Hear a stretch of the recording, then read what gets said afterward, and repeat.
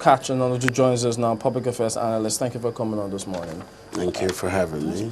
Okay, well, looking at this matter, because I mean, those who watch from a distance, eventually, when they backtrack a little bit and see what's going on, they see rivalry in the health sector, and they think rivalry informs this decision by the NMA to, quote unquote, agitate for a strike. In fact, some of them will think that, as they say in law, you're placing something on nothing, which you can't do. What do you see from all of this? I think the NMA should be more and up and doing. They have not, from what I've learned so far, speaking to quite a vast number of them, they've not been there making their case. That's why they are afraid that if they do not raise their voice, even though they've raised it right now in error. In error? Yes. Why do you think? Because you can see the double speak from the NMA. First, their language were couched as if it was a threat to go on strike, but they said no. They don't actually intend to go on strike. What they want to do is to put their voice to the discussion that the government should not listen outrightly to the voice of the competing union. What I see is there is a need for a holistic review of everything about that sector. It's like we've carried over laws from the days of dictatorship. Now the doctors are complaining that there are other members of the health sector. Yes, I agree. They are not the only ones within the health sector that do contribute. The non-clinical service people are also part of it.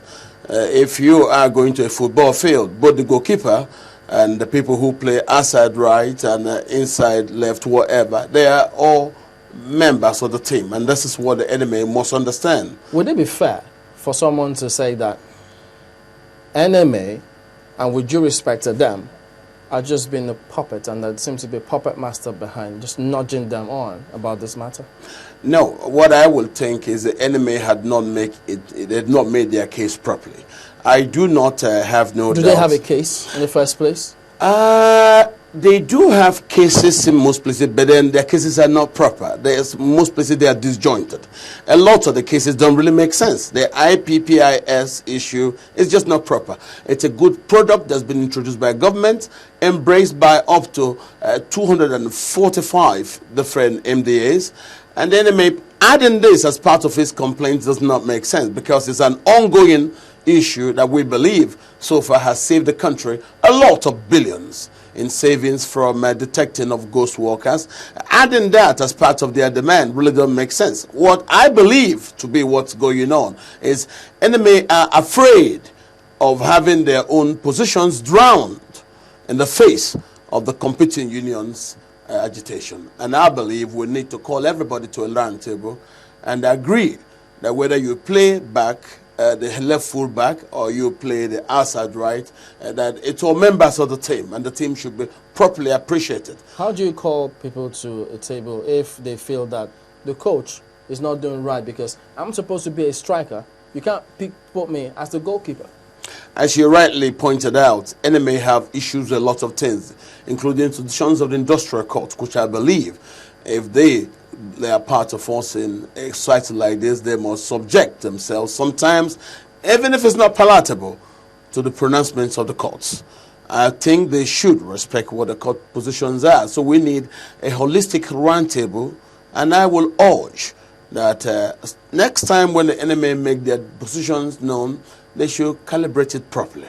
Because right now, what I hear from them currently and what they made as a threat before don't seem to be what's in their mind. So yes, I believe the real thing is the competing unions within the health sector were out making their positions known.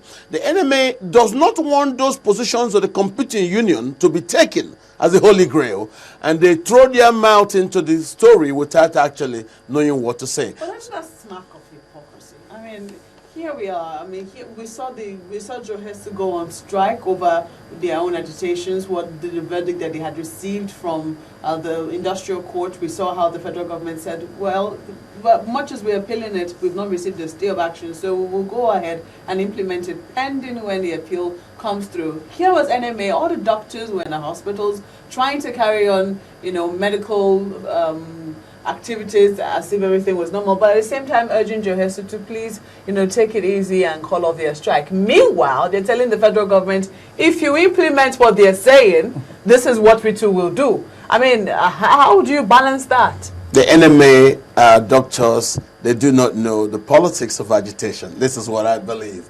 And that's what you begin to see. The immaturity in their handling their own issues. You think so? You think this is immaturity, or this is actually the politics itself? This is the truth. They are very immature. They have been sitting back in their clinics and not knowing to get your positions accepted, you must be out there to agitate.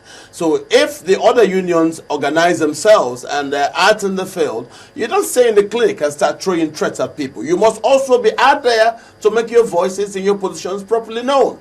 In this case, I will say yes, the enemy has succeeded in one thing, bringing public notice to their grievances. But then, some of them are not properly put. A lot of the things they lumped into their decisions towards the minister, those threats don't really make sense. A lot of them don't, some of them are budgetary issues, some of them are statutory legislative issues, like the demand for Surgeon General. That's what you have to go and play to with the politicians. And if your illuminations make sense, they will make the laws. I mean, here they are asking for the office of a Surgeon General. I mean, a host of people have also asked for the distinction between the office of the Minister of Justice and the Attorney General. People are afraid that if this happens, that might be a fight, because here we are saying that, the NMA is saying that the industry needs a captain. Right, so they are the captains, because when people go to hospitals, they don't go to see the nurse, they go to see the doctor. So naturally, they should be the captain of the industry. If the office of the Surgeon General is created, and we have the office of, say, the Minister for, what is that now, for Health. For Health. Do you not see a situation whereby there will always be rancor between the Minister of Health and that of the Surgeon General, because it will be, I can't take orders from you, you're not a doctor, and that kind of rancor would definitely exist, don't you think? Our political system suggests that today, everybody, whether you're a soldier, you're a doctor, you're a lawyer, you bring yourself under the civil administrations of the politicians. So if the Minister of Health is a boss, he is a boss. If you're asking for a doctor to be appointed to become the boss, you're looking for somebody to clash. If they do have reasons, they do have good points, they should take their positions to National Assembly, and if the National Assembly believes in their arguments, they will make the laws appropriately so. But that is what they've been asking for. You don't ask the government to nominate who will head its own department. No, the government believes right now that the head of the health sector should be the Minister for Health. So, and I think it remains so. But if the NMA does have better views, no problem. And like you can see, the gentleman stated, I agree with him. There have been lingering issues from the days of the dictatorship about the unions who work within the health sector and the doctors who believe they should be the boss. But of course, as I said earlier, in the football team, both the goalkeeper and the man who plays the outside right, the inside back, whatever, they're all contributing members of the team. And I believe that's how the enemy should see it, You can't just say, no, let make the keeper the boss. It's not so. The coach wants to choose who his captain is. Do you think the issues have been, as they are currently, are being put forward transparently? Because, I mean, here we are talking about levels. The NMA gentleman who is representing the doctor who is here representing the NMA was talking about how Johesu is asking to jump a particular level from 10 to 12, but nobody knows exactly what the salary scale of that will involve. Whether it's a totally different salary scale from what the doctors get, and all of that is shrouded. Because I don't think that would exist normally, if not that some circumstance would have brought that up. It's been existing for a very long time. Exactly. And I believe the writing, if they do not like it, they go to the industrial court. Do you think that the issues as they are have been tabled transparently enough? I mean, we're not just reading NIPPIS, we're reading figures, we're reading maybe a bit of history with it along with it. It's a history of the past. The enemy is trying to force us to make amends quickly. I think to change a lot of the old laws, you need to do some proper agitations, not to threaten government. It doesn't work that way. But they have tried as much as they have done. I believe the enemy does need to build a political wing to actually bring a lot of those things that they have in mind to the politicians to actually try to change the laws. But isn't that what the NMA is?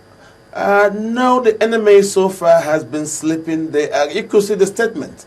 All they want, they want you to bring notice to their own positions, and all they could do is to threaten. You don't threaten a strike when you do not want to go on strike. Now, Dr. Rebu said, and I believe him, they didn't mean a strike. Well, that is you. You believe him. That's not what the president said. We have Well, to quote that's the what president. we're saying. Yes. If they say they don't mean a strike, and then they said, Mr. Rebu doesn't speak for himself, he speaks on behalf of the enemy. Exactly. Why will they write in paper that they will go on strike if the government listens to the agitations of Nigerians out on the street?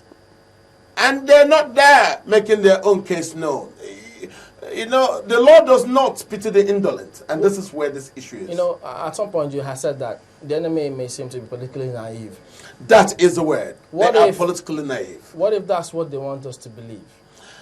Well, Because- doctors can be pretentious in a lot of ways. Because these chaps are smart. Are We must give it very to them. smart. Some of the Because- most smartest persons in society. Because how do you say one is politically naive, albeit in this matter, if they are the ones asking for a surgeon general?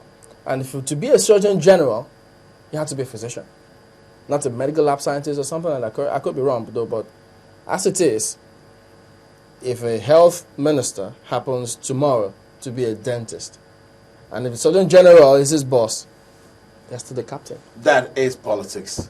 And that's where they won't get it. It's left to the political class to decide who heads whatever agency that they decide. The laws are very clear on these issues, and I believe the enemy needs to do more to explain to the National Assembly what they want in their drive towards a law that would make a Surgeon General the head of the medical profession. Now, I don't know where they're coming from, but I believe they have not done the job that they should do. There were a lot of things listed in their threat letter that I believe just do not add up. And that's why I'm asking, is this part two of the civil disobedience that we've seen suddenly in the land? Or are these men just reacting to the agitations from the members of the health profession, but not necessarily doctors? What is going on, really? I mean, here we are. We have ASU on strike. Johesu just called off their strike. Now NMA is saying we will go on strike. What exactly is going on in our labor sector? Is it that people are getting impatient, or they think that government can pay them more and government is not paying as much as it should? Or what exactly do you think is going on? Nigeria is in the season of agitations. Political, sociological, economic, and everything. People are agitating, and it is beautiful society that we have the right to speak up and agitate for what we want. It is beautiful for our democracy. And in the old time, you couldn't raise your voice to agitate for a lot of things. When you agitate, you be put in prison. It shows a sign that the country is finally moving towards a really free society. For me, the agitations do make sense, but they should be done properly. Not like the enemy has made themselves look. But then, we should take them seriously. All right. Catherine Onuju is a public affairs analyst. Thank you for coming on this morning. Thank you for having me. All right.